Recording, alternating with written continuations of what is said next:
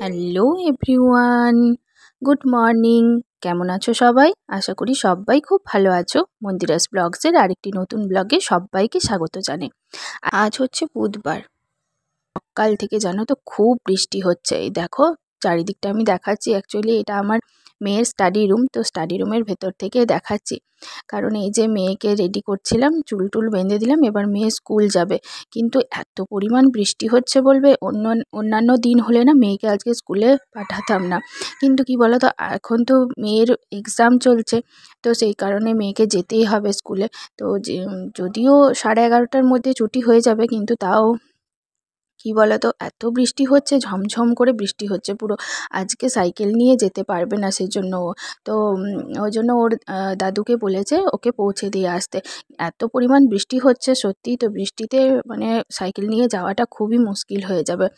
তাই জন্য ও দাদু আজকে ছেড়ে দিয়ে আসবে। তো বললাম যে রেনকোটটা পরে নে, প্রচুর ঝমঝমিয়ে বৃষ্টি নেমেছে জানো।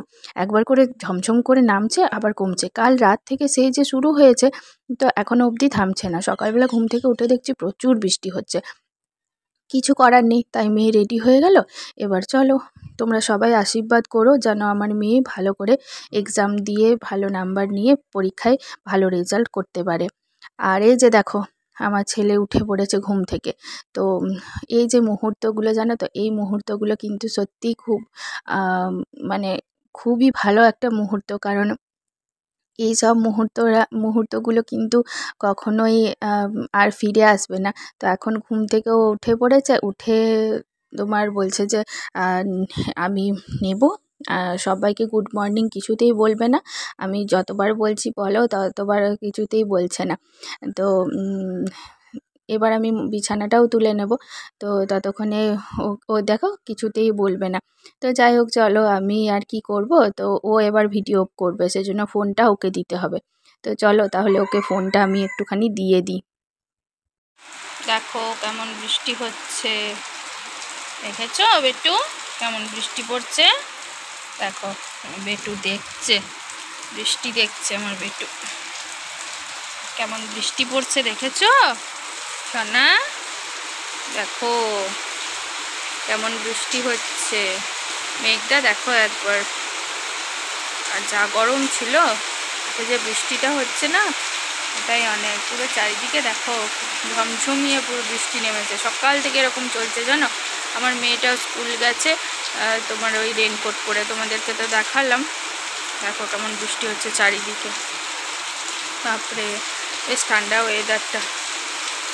এ দেখো আমার বেটু দাঁড়িয়ে দাঁড়িয়ে বৃষ্টি দেখছে রেলিং ধরে। দেখো গামছাগুলো জানো তো দিয়েছিলাম, তখন একটুখানি বৃষ্টিটা কমেছিল, তুলে নি, দাঁড়াও। প্রচণ্ড বৃষ্টি হচ্ছে, আরও বৃষ্টি নামবে। চলো কাজগুলো ঝটপট করে নিই।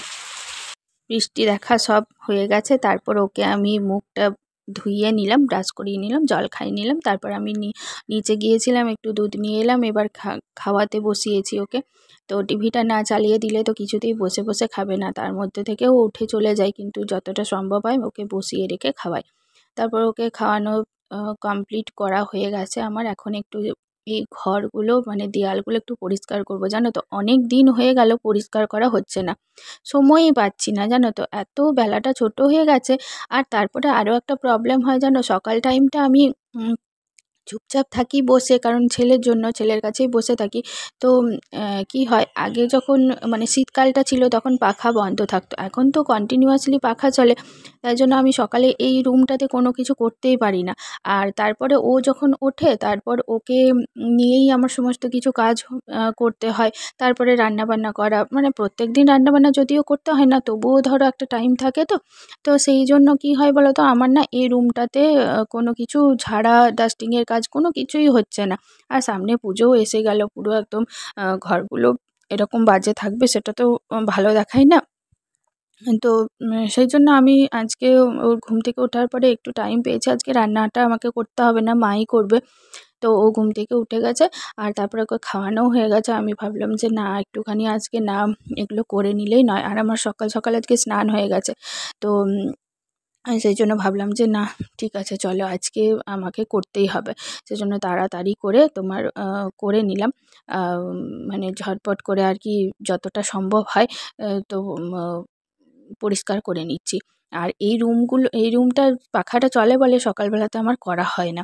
তো শীতকাল হলে করে নিতে পারি, ও ঘুমোয় তো পাখা বন্ধ করলে হবে না, সেজন্য আমার করা হয় না। আর এতটাই নোংরা হয়েছিল, এসিটাই পুরো ধুলো জমে গেছিলো। এসিটা তো চালানো হচ্ছে না এখন। মাঝখানে একদিন চালিয়েছিলাম, কারণ সেদিন প্রচণ্ড গরম ছিল, না চালালেই হচ্ছিল না, সেই জন্য এসিটা একদিন চালিয়েছিলাম।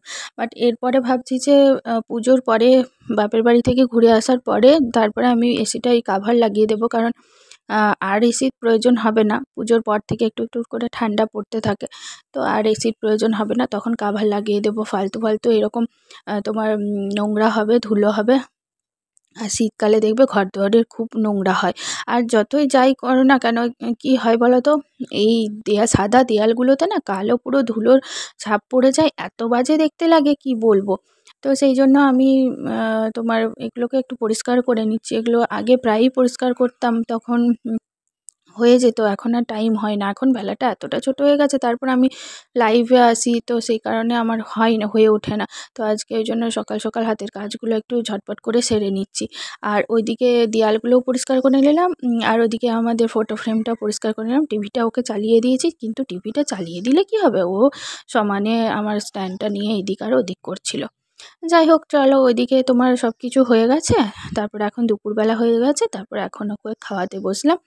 এই যে আজকে ডিম আর হয়েছে, আর ভাত, আর ওর তো সব সেদ্ধ থাকে, ডাল আর সেদ্ধ দিয়ে ভাত ওকে খাইয়ে নিচ্ছে এখন। তো চলো, আজকে ব্লগটা এইটুকুনি ছিল। তো তোমাদের কেমন লাগলো সেটা আমাকে জানিও কমেন্ট করে। ভালো লাগলে একটা লাইক করে দিও। চ্যানেলে নতুন হয়ে থাকলে প্লিজ চ্যানেলটিকে সাবস্ক্রাইব করে দিয়ে আমার পাশে থেকো।